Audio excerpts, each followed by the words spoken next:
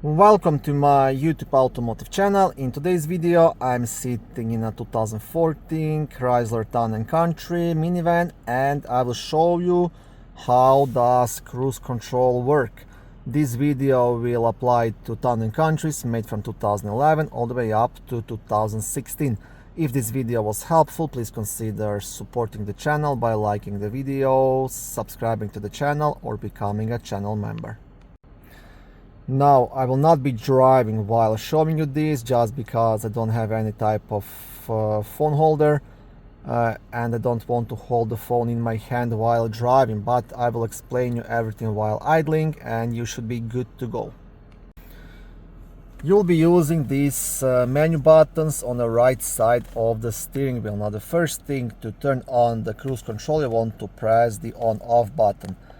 And as soon as you do that, you will see like a large odometer displayed here on this small screen. That means the cruise control is turned on.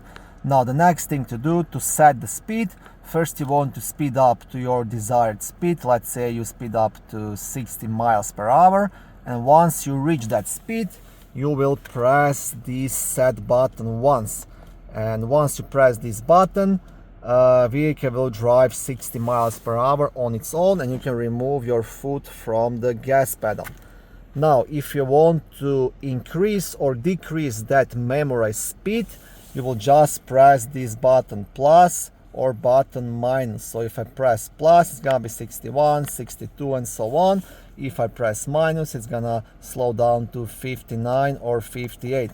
Also, I will mention, if you press the gas pedal and accelerate over 60 miles per hour, that will not cancel your cruise control, but the vehicle will drive as fast as you want. But if you let go of the gas pedal and once the speed falls down to 60, the vehicle will keep driving 60 miles per hour.